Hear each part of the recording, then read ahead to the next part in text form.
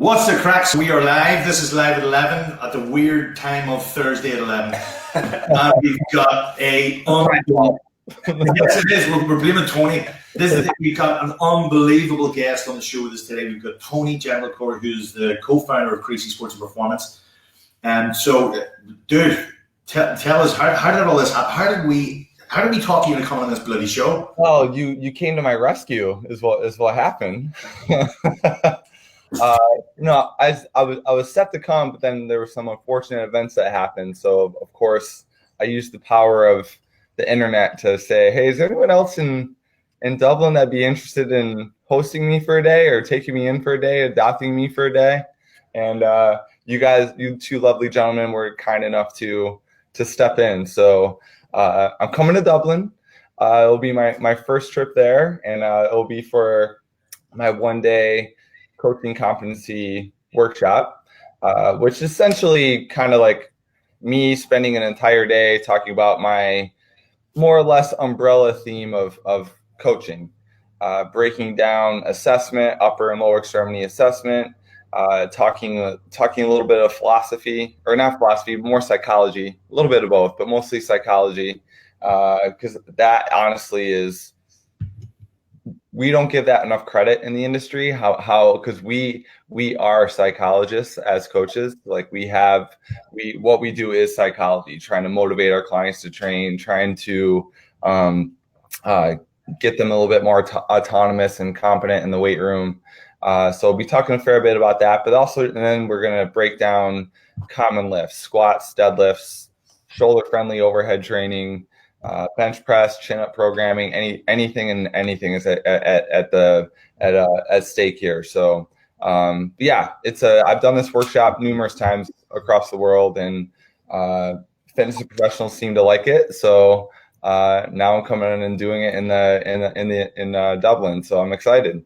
Sweet. So listen, before we get into some more details about the program and what you're going to be covering, roll back a little bit and give guys, if there's somebody who's been living under a rock, or I don't know, maybe they live in the bog and they have no internet. It's like, so you're saying there's people over there that don't know who I am? Potentially there might be person. I jumped the gun a little bit. So tell us, roll it back a little bit and tell us, how did you get into the industry, maybe move forward into, your work with Cressey Performance, teenage. Well, as far as me getting into the industry, like I went to school, I played baseball in college. So my main objective in college was to play professional baseball, which obviously did not happen. And when I figured out that wasn't going to happen, I ended up I moved back closer to my hometown, and was going to become a health teacher. Okay. And I soon realized I did not want to do that because I had to teach sex education to a bunch of 7th and 8th graders when I was a student teacher.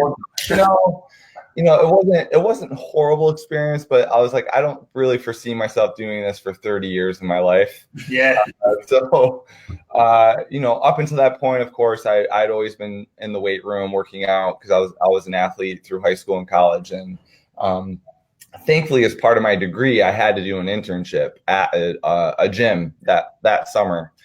They ended up hiring me right out of the gate. So it was more or less corporate fitness. So basically what that was the company that I worked for was hired to operate these gyms for corporations. So people would come in before work, they would come in during their lunch break, they would come in after work, and they would come in and we would guide them in the weight room. We'd be like their Sherpas in the weight room. I did that in conjunction with a little bit of commercial gym training in my neck of the woods back in New York. And then, I met a gentleman on the internet back in 2003, maybe 2004, Eric Cressey. And we became friends online, and I ended up moving to Connecticut, where he and I worked in the same gym for about a year as commercial gym trainers. We were roommates. Then we both moved to Boston. We're roommates in Boston. And then we opened up Cressey Sports Performance in 2007, where I was there for 8 years. So I was there from day one up until 2015. working with a lot of overhead athletes. Of course, we're kind of known for training baseball players, but we train we have a very eclectic group of people that would come to CSB. So name a sport, we've worked with them, but a fair amount of general population clients as well. And 2015 came around. I got married. I felt it was time to turn the page in my career. During that time, I'd been growing my website and my brand under the umbrella of Cressey Sports Performance, and doing a fair bit of writing for T Nation and bodybuilding.com and Stack Magazine and stuff like that. So I was fortunate enough where I had built enough career capital to go off on my own and be okay. Yeah, it was scary, but it wasn't like I was starting from ground zero. So now I currently run a small studio here in Boston called Core. And I work with, and it's a semi-private, appointment-only studio. So it is not an open gym. So the only people that come to the studio are there to work with a trainer. And I'll work with anyone from 2 to 5 people at the same time.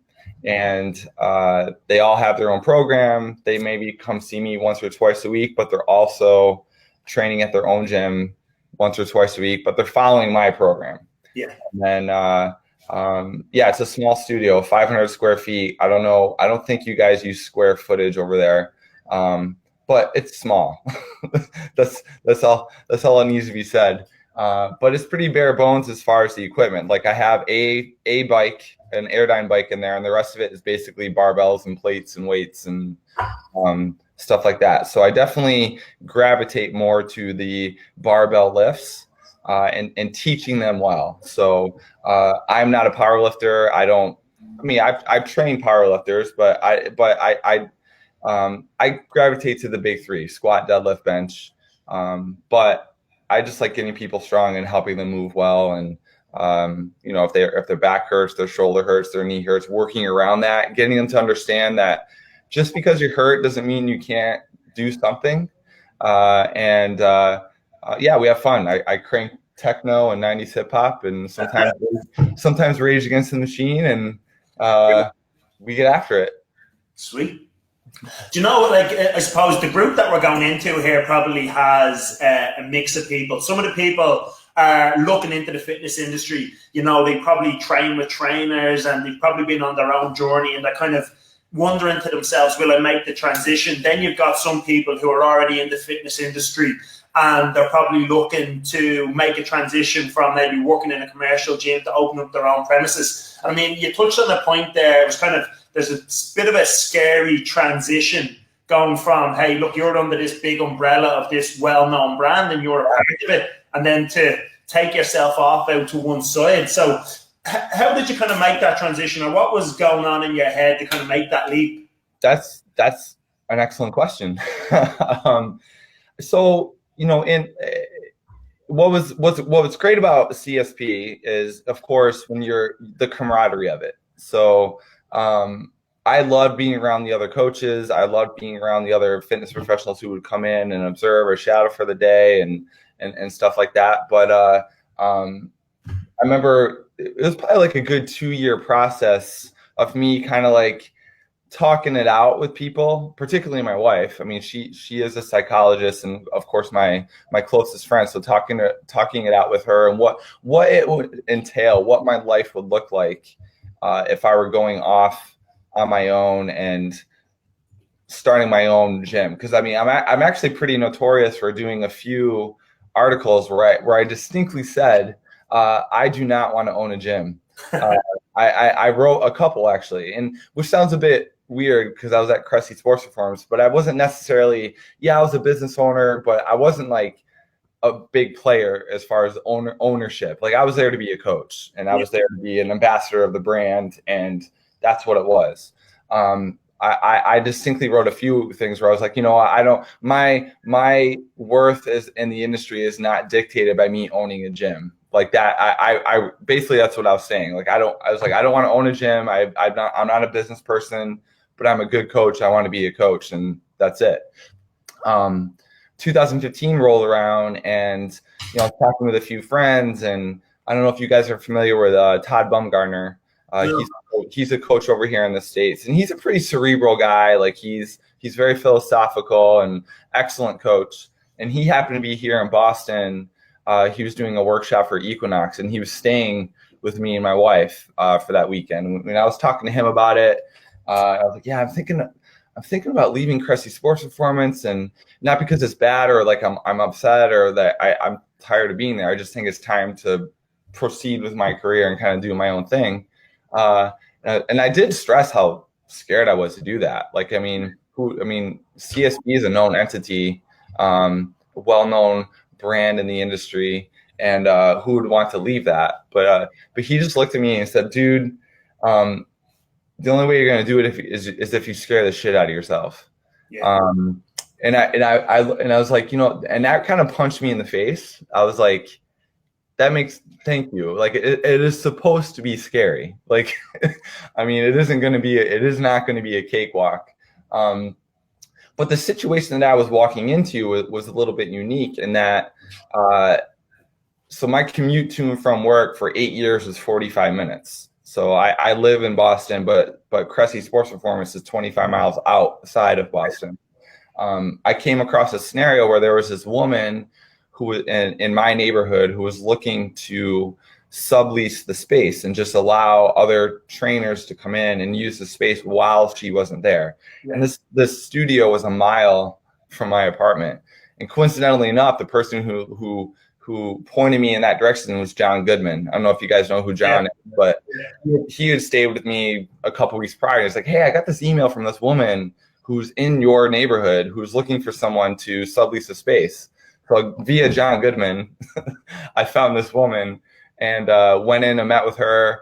And she was just looking for another coach to come in and use the space. And of course, I came in and noticed that it was very there were trace elements of strength and conditioning stuff in there. There's a few dumbbells, a bench press, maybe a roll of tape. There wasn't much because in her defense, she was working more with endurance runners. Okay. And she was doing kettlebell work and dumbbells. It's not like they weren't lifting weights, but it wasn't anything that I do. Yeah, she's doing yoga latte or something. What was that? Yoga latte is one of those funny things. Yeah, it was just it was a nice space, but it's just I would need more stuff. Yeah. And she was definitely nice enough to allow me to, if I were to do it, that I could bring in a power rack, bring in some barbells, bring in more plates. And that's what I did. So I was subleasing under her for a good 6 months. And what was nice is like the day I left Cressey Sports Performance to when I walked into the do my own thing, I remember announcing it on, I don't know, maybe my blog, maybe Twitter. I had like 12 people right out of the gate ready to go. Yeah. Because I was in Boston. So, that was where my personal brand helped, because I spent so many years writing content and people knew who I was. And now that I was like, hey, I'm going to be in Boston now. Like, does anyone want to train? And I had 12 people right out of the gate ready to go. So it made it a little less daunting, which was nice. And then fast forward 6 months, and the woman I was subleasing under decided not to renew her lease. So of course I was like, shit, like what am I going to do now? And I did, my wife and I sat down, I put pencil to paper and we did the math, and knowing that I was going to have one or two coaches subleasing under me, it was going to be cheaper for me to take it over the lease rather than continue doing what I was doing. Yeah. Fast forward 3.5 years, I have 6 coaches who are subleasing under me. So they're using it when I'm not using it. So I'm working, my overhead is covered and then some, which is great. And now I'm in the process of negotiating a lease for a larger location in the same neighborhood. So that will be a first time process for me. So it's been interesting so far. I suppose you're going through a filter there from, hey, listen, I'm the coach, to maybe you're more of an operator. You had a team of coaches working underneath you, and you were bringing them up through the levels, and now you're kind of into that entrepreneur space where it's like, listen, the buck stops with you, really. Yeah, it's a weird feeling. I mean, but what's interesting though is that I don't, even the coaches who are working at my space, they're not employees of me. Yeah.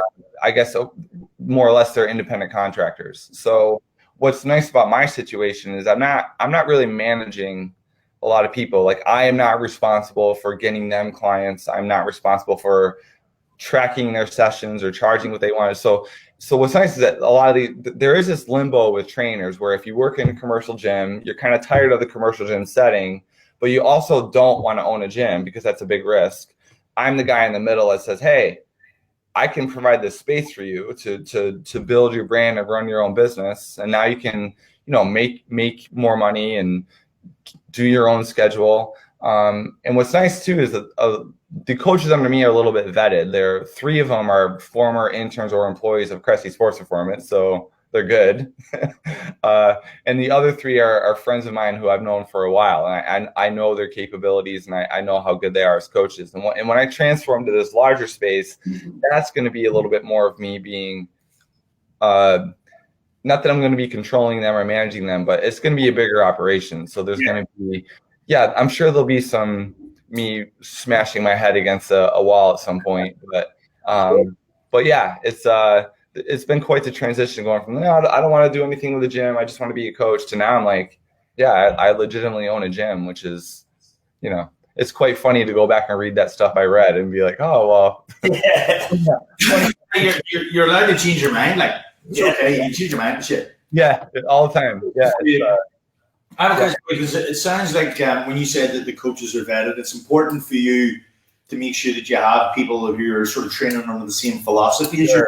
Yeah, it's kind of like a little bit of quality control. Like, I don't really foresee a scenario where I just want a random trainer coming in and being like, it was funny. We take my son to gymnastics every Sunday morning. It's like a little kid gym where it's just like they get to jump around and roll and climb and stuff.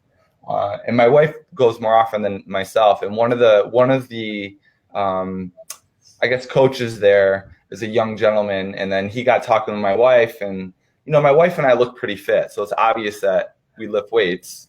I started talking to my wife, and then my wife made it known that my husband is a trainer and owns a gym in the neighborhood, and the kid's eyes kind of perked up. He's like, I just got certified as a trainer.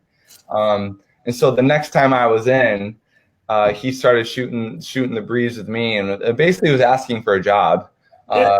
And it was awkward because I'm just like, in my head, I'm like, that's not how my gym works. I don't just like let random people come in and use it.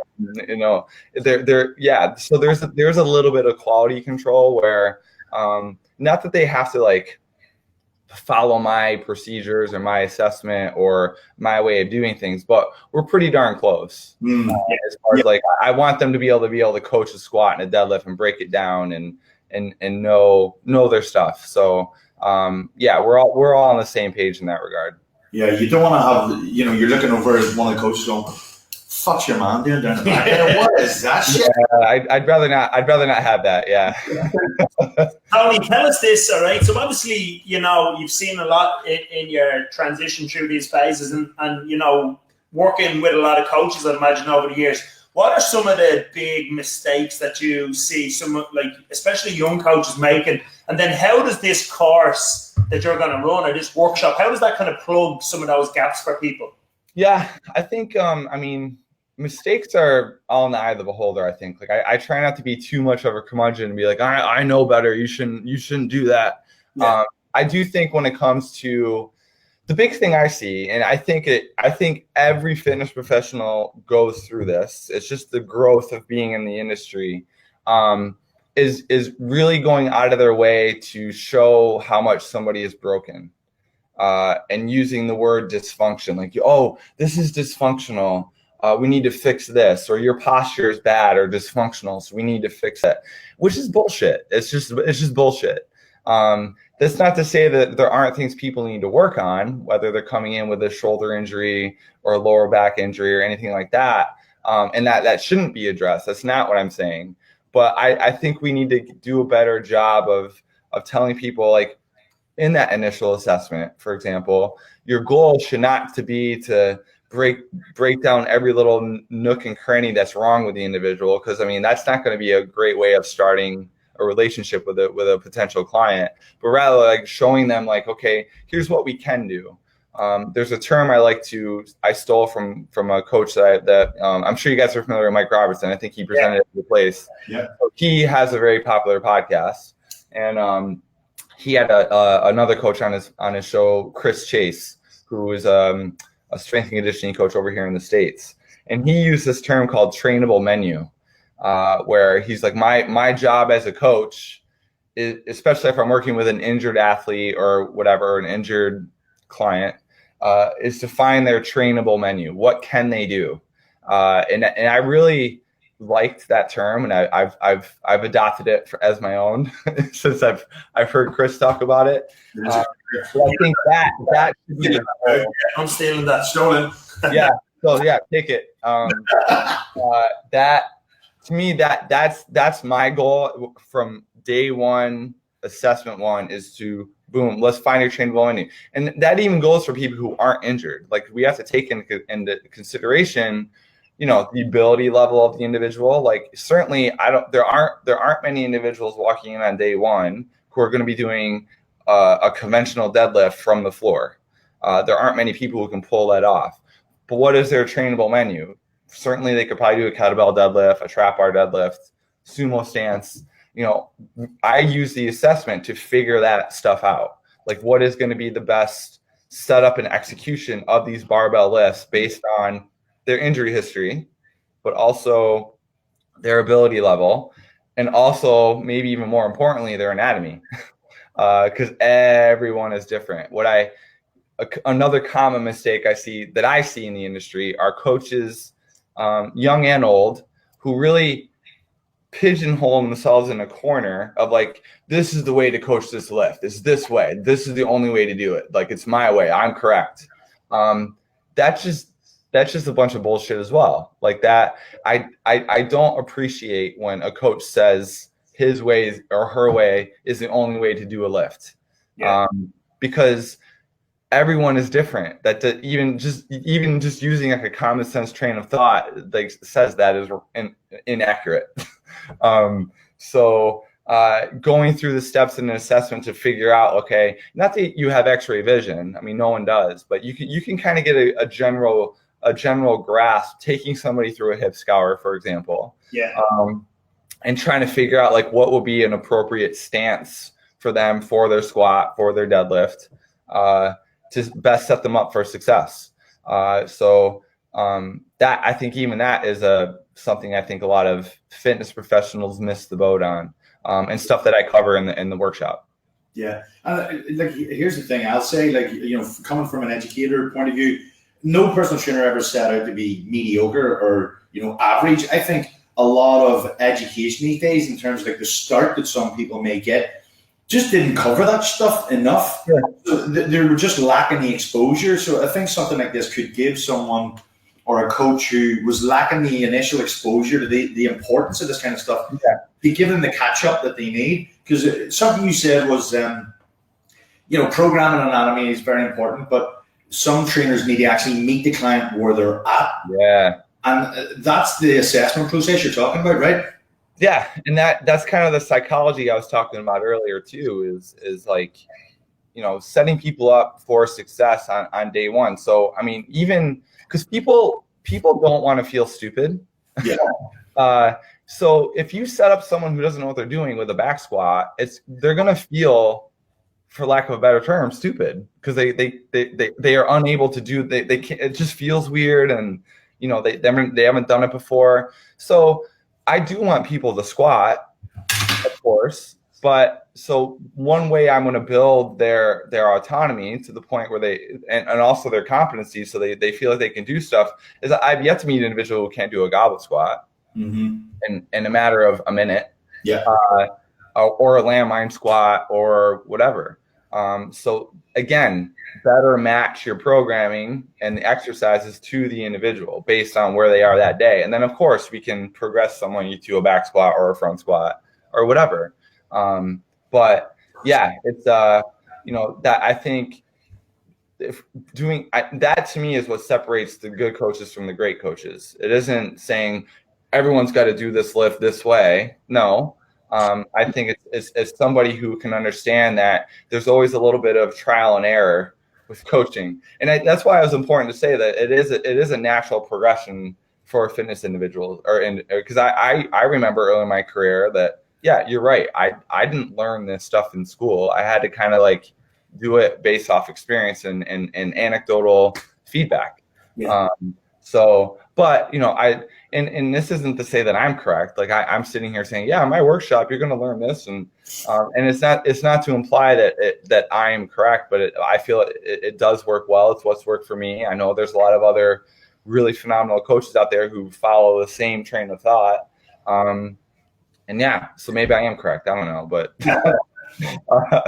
on the next spectrum, I suppose you're moving in the right direction. Let's say that. Yeah. So that's of course I think that the psychology and like when we start talking competency and autonomy, it is all motivation. It's like how can we better motivate our clients to be consistent? I use this term a lot too. It's because inevitably when I teach a course, or even when I'm talking about goals with individuals, they'll say, well, how many sets and reps should I do? So what exercises are the best exercises to get these results? And I'm like, that's the wrong question. Yeah. The question is, what's going to get you consistent? So to me, the best set and rep scheme is 3x52. If I can get you in the gym 3 days a week, 52 weeks out of the year, that is some shit is going to happen. And honestly, if I force feed back squats to people, if I force feed deadlifts to people and they hate those lifts, they're not going to train. They're not going to be consistent. So again, my job as a coach is to find that there's trial and error. I mean, and don't get me wrong. I mean, I am the boss. Like someone hires me for my expertise and my programming. Like I'm going to try to like do what I feel is going to be the best things for their goals. And they have to do a little bit of what I say, but there's always going to be a little bit of give and take. So just even giving somebody the option of like, hey, we're going to squat today. What variation would you like to do today? Like giving them a choice can make all the difference in the world. Like, I want a front squat. Okay, let's front squat. They're going to be more into that than force feeding a back squat to them, for example. Does that make sense? Yeah, I remember Nick Tomanello a few years back. We had a post up and he was talking about programming and programming specifically for general population clients. And he was like, listen, for some people they come into my gym and they're on a program, and other people they just come in to do a workout. And it's like it's known the difference. And of course he has in his head a direction that we're traveling in terms of progression. But like what you said there, it doesn't matter if the person does double kettlebell front squat, a safety bar squat, a barbell front squat, a box squat, if they're moving in the right direction. Yeah. I can't disagree with that. I think the thing with a lot of younger coaches is they're like, no, they'll go take courses and, fuck me, somebody goes to a West Side seminar and all of a sudden, Mary, and then somebody goes to a different seminar, Juggernaut, and it's like, fuck, everybody's going to be a powerlifter, and it's kind of jumping on the bandwagon or jumping on things. Yeah, it's I always say I've never written a perfect program, and what I mean by that is like, yes, I hand my clients a program, like here's this month's program, by the end, and they're written in 4-week increments. By the end of 4 weeks, something's been crossed off, something has been changed. Because maybe, especially if it's a new client, sometimes I'm overzealous. Like I might overshoot an exercise and be like, oh, that was the wrong pick. That's on me. My bad. Yeah. And I change it to something else. Or maybe it's the load is too light. And I say, okay, well, let's bump it up to this instead. So I'm changing exercises all the time. So yeah, Nick's spot on. Like there's got to be some semblance of, path Yeah. to get from point A to point B. But it's not linear by any stretch. I mean, it's like it's all over the place. Yeah. But as long as the general direction is towards that, then yeah, we're doing our jobs well, and then they're motivated to do it. Like consistency reigns over everything. If they're showing up 3 days a week or 4 days a week or whatever, and working hard, yeah, good things are going to happen. Cool. Tony, if I can just ask you about one of the things you're saying here on this course coming up, you've got like upper and lower extremity assessments. Yeah. You're going to be looking at, the big rock things to look at and some sort of fixes. Can you give us an idea? Because like we're talking about mistakes trainers make, and we're talking about latching on to one thing isn't always the best. You should be looking at what's best for the client and keeping progressing. So like, what are you going to be teaching on this course in the areas that we just talked about there? So with regard to upper extremity, I'm a big fan of looking at the push-up, looking at overhead mobility, shoulder flexion, because I think, I think a common mistake too is people get too far down the rabbit hole of assessment, where it's just like this 3-day process, and they're getting their goniometers out and they're measuring this and measuring that, and it's like, man. I look at breathing mechanics too, but I don't go too far down that rabbit hole either. Like I think that is important. Yeah. But I just want to look at one's ability to do that. I'm a big fan of looking at the shoulder blades. Like, what are they doing or what are they not doing? Because I think a lot of shoulder issues can be addressed by looking at that rather than, doing a bunch of band external rotation exercises. So looking at, okay, can their shoulder blades upwardly rotate? Can they protract? Okay, if they're not, what muscles are at play here? Or why, what can I use my expertise of anatomy and movement to figure out, okay, why can they not get their arms overhead? And can we clean that up in that session to best set them up for success?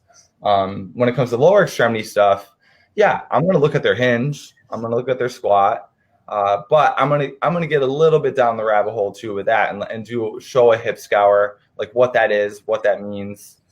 Just to prove that anatomy matters, leverages matter, anthropometry matters when we're setting people up for a squat, a deadlift, because everyone's different. I'm actually a big fan of asymmetry.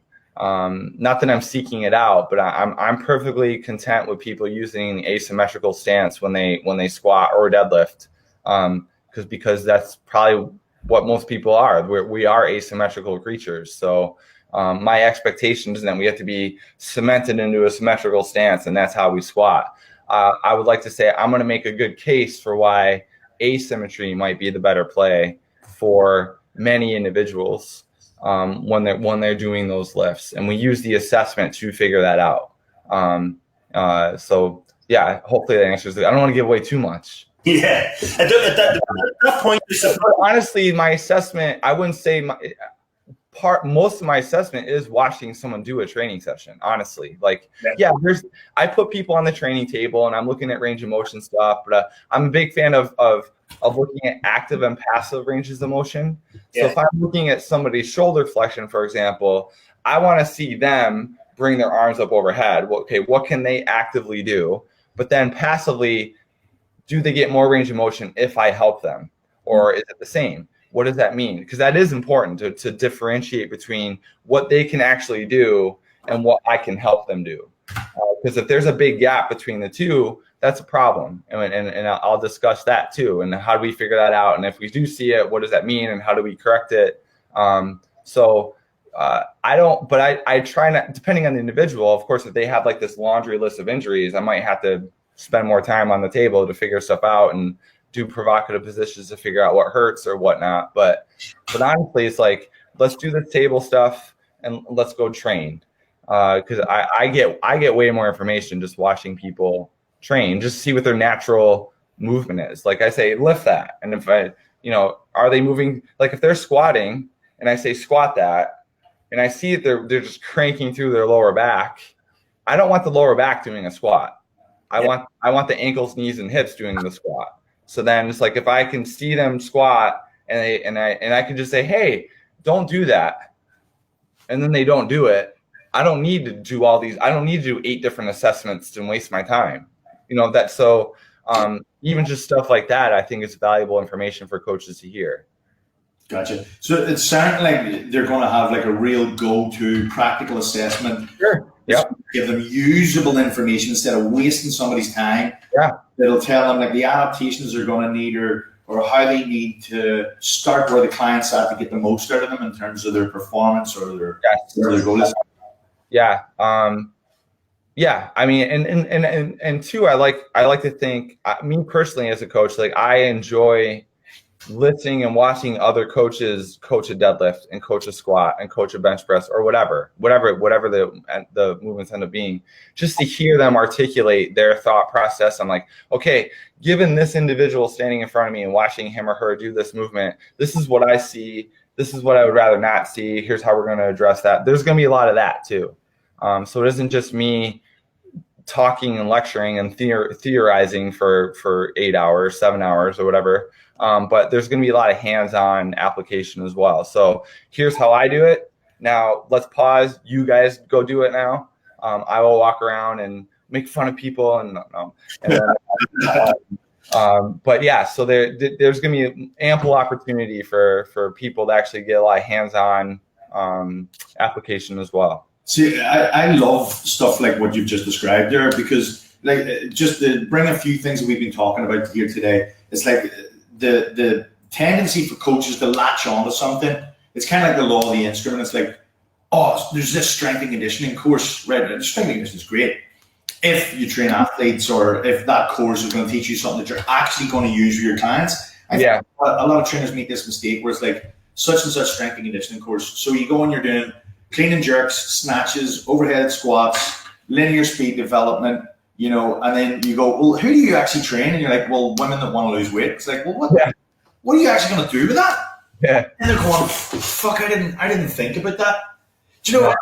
But then there's not really an awful lot of stuff like you just described, or the opportunity to actually work on your coaching ability that will improve your practical application on the floor, and therefore the kind of results you get with clients. Like I think this is what people need. It's about them, your client, your athlete. It's not about you. Like, I mean, yes, we're all biased. Like certainly, we powerlifters like to train people like powerlifters. CrossFitters like to do whatever the fuck. Like I mean, it's we do have our biases as coaches, and it's important, and that's good. I'm not saying that's a bad thing, but it is important to understand that, you're not training all powerlifters or CrossFitters or bodybuilders. So it's important to have like the mind space to understand that it is personal training. I know it's very cliche to say, but it's about the person. It's not about you. So I think I mean, honestly, that's such an important message to hear just for long-term success in the industry. Because if a person doesn't feel like you're catering their workouts to them and their goals, then they're probably not going to stay, and you're not paying your bills. So, yeah. Tell us this, like obviously over in the US, you guys, you've got a lot of interactions with different coaches from all over the country, and I suppose in some ways you're kind of at the forefront, and then things start to trickle down across Europe or to the UK or Ireland. So us first. Yeah, what's going on in the fitness industry over there, or where do you see it going over the next few years? Well, I mean, it's kind of hard not to see that it is kind of going into more of the digital age. I mean, we're talking like you're thousands of miles away. We're having this conversation. I think online training is obviously becoming a little bit more predominant in our industry. It's good or bad. Like I think it's both. Like I'd be hypocritical if I poo-pooed on it too much, because I mean I do distance coaching. Like I have online clients. However, we all know there's a lot of, if you can't train somebody if you're not training people in person, you're going to be a really shitty online trainer. Yeah. So my gripes with online training is like you need to develop the skills of in-person training first, I believe. Yeah. Really know the nuances of breaking down a lift and breaking down anatomy and at least understanding it a little bit better before you start coaching people online, and having that be your only thing. And I always tell trainers, like, honestly, try to have your eggs in different baskets. Like I would encourage trainers to do both, to do online training and to do in-person training. Because honestly, the internet could just break down one day, and then you're fucked. Like, how are you going to make money? Like, I have 3 clients I'm meeting today. Like, they're paying. Like, you know what I mean? I know that's a very simplified way of putting it. I understand it's more complicated than that. But I do think the industry is leaning more and more towards digital training or online training. But that's not to say that in-person coaching is dead. It certainly isn't, because I think most people pay for an experience. Yes. And that's where relatedness comes in. I mean, most people pay. That's why CrossFit's so great. It's just like people want to be around amongst their people. Yeah. And they want to be part of a tribe, and and that's not going away. I would just caution. I see it more over here, and I'm sure it's the same as over there, that online people are more intrigued by online training, and they think it's like, oh, I'm just gonna work on my computer all day and I'm gonna make 6 figures a year. I think online training is harder. Yeah. I think online training is more labor intensive than in-person training. So look, there's a difference between online training, as we're speaking about it, and online program. Just, hey, here's a program, everybody do it. And because that's probably an issue as well. You've got someone on Instagram who's fucking shredded, and it's like, hey, here's my shredded program. It's like, you're never going to look like that. Never in a fucking month of Sundays. Yeah, I mean, they pick the right parents. That's step one. But yeah, and again, I don't want people to think like I'm shitting on online training, because I do it, but I certainly don't prioritize it at all. Yeah. And I do think it's important to do both. Like, I mean, I think you'd be more well versed. You have different. I think it's important to have different revenue streams as a fitness professional, to not have your eggs only in one basket. I mean, how many times has Instagram gone down in the past year? Yeah. And I mean, honestly, if you're relying on that as your main source of income, it could go down for more than 7 hours. It could go down for a couple of days. We don't know. They could just shut it down. You never know. Like, so I do think it's important to be a little bit more versatile as a fitness professional today. As they say in business, the worst number in business is 1. Like, it's not one way of making your money. We've seen people like Russell Brunson, who's like an online legend.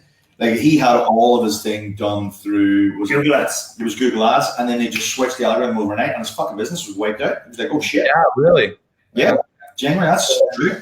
And honestly, not to sound like snooty and uppity or anything, but that's why I think it's important to leverage any type of writing skills anyone has. Like, I feel like if you're able to write, you're gonna separate yourself from the masses. So I think even that. I mean, I'm old school. Like, I get it. I'm getting old, but I think if you can write, then that's a powerful tool to have in your back pocket, as far as like developing content and getting getting exposure that way as well. Sweet. And tell me this, maybe we'll start to wrap this up, because I think we've covered a lot here. Maybe finish off on this point. So you have a quite unique writing style, in the sense that if you're reading it, it's you. Where I think a lot of people, maybe when they fucking start writing, I'm hard to plagiarize. Yeah, definitely. So you would know that it's your own voice. Yeah. So how did you, I suppose, develop that? Or how did you go about that? Because again, if you go down to Google and look at blogs, yours comes up there. Boom, best fitness blog.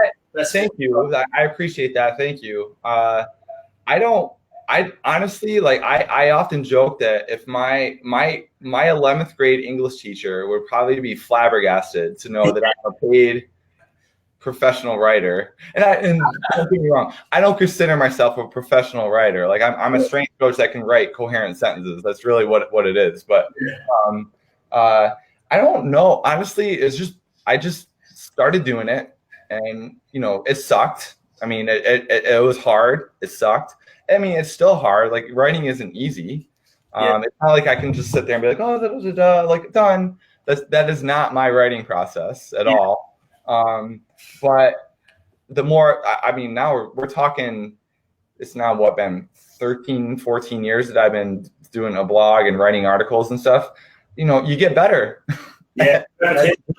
Like and honestly, not to sound like a jerk, but there are people who maybe once a week I'll get an email from somebody saying like, oh, how do I become a better writer? I read your stuff, it's so good, and or how do I write for such and such site and whatever. And honestly, I say, stop emailing me or emailing the 7 other people that you sent this email to, and just start.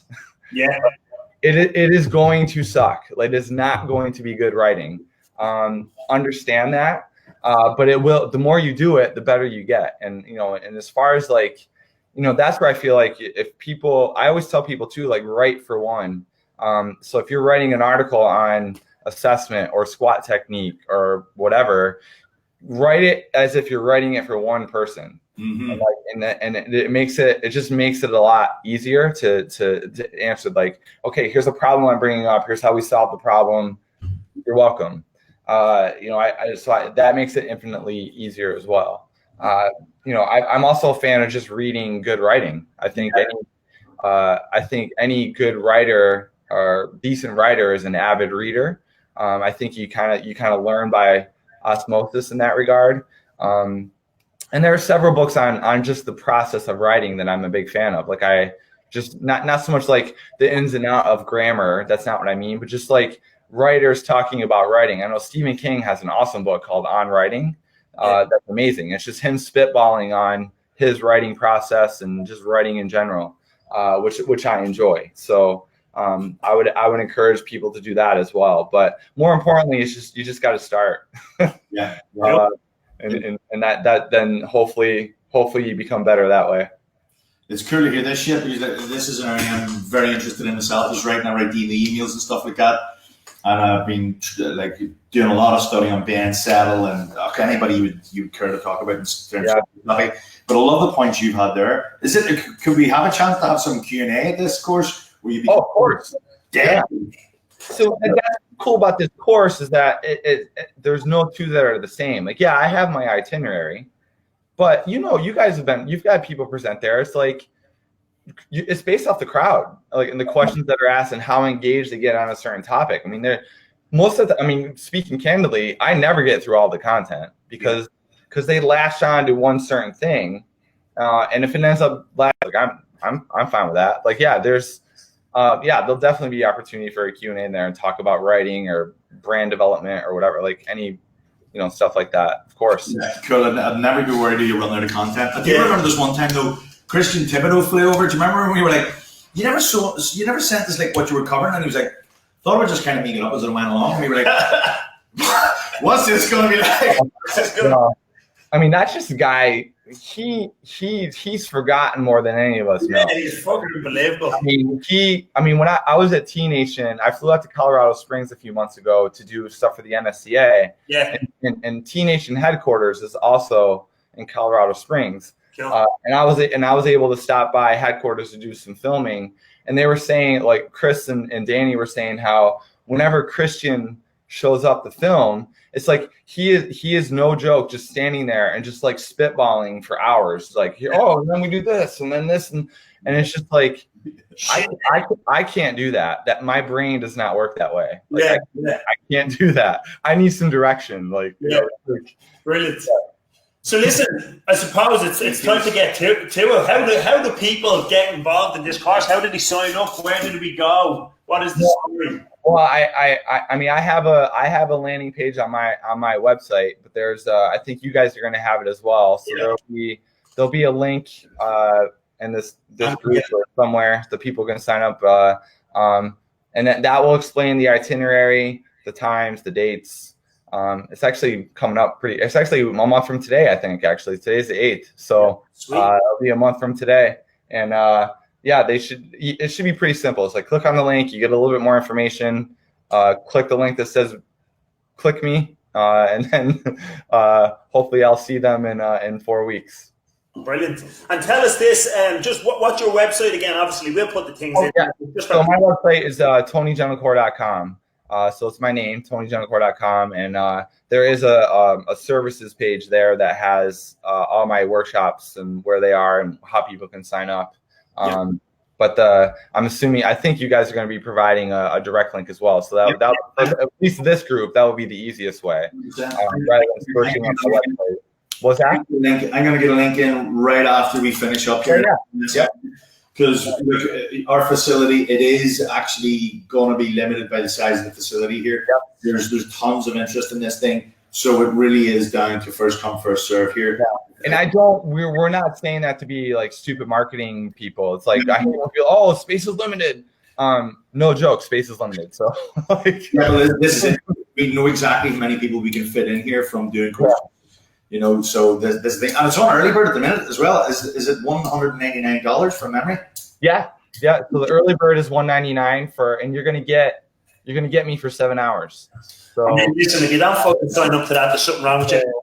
Yeah, and then that's gonna jump up $100 after the early bird, which will be like 2 weeks price. So they have about a 2 week window right now to take advantage of the early bird rate, which I think it's a fair price. Like I'd rather get people in the door than make like a ton of money. So that it isn't even about the money, honestly. So, but yeah, I think it's a pretty fair price, and it's basically paying for my flight over. Let's put it that way. Some drinking money, but you don't drink. Yeah. Well, I mean, I wouldn't say I don't drink. But I see you with a glass of wine. That's my favorite thing. You see me with it. Yeah. So it's going to be interesting to be in a room full of Irishmen and Irish women, and I say, yeah, I don't drink, and they're going to be like, oh, like, we'll see. Like, one pint again. It's like you cannot have one pint again. I could be coarse. We'll see. Yeah. Okay. Brilliant, man. Thank you very much for today, Tony. Yeah. Thanks, guys. See you later, man. Cheers, dude.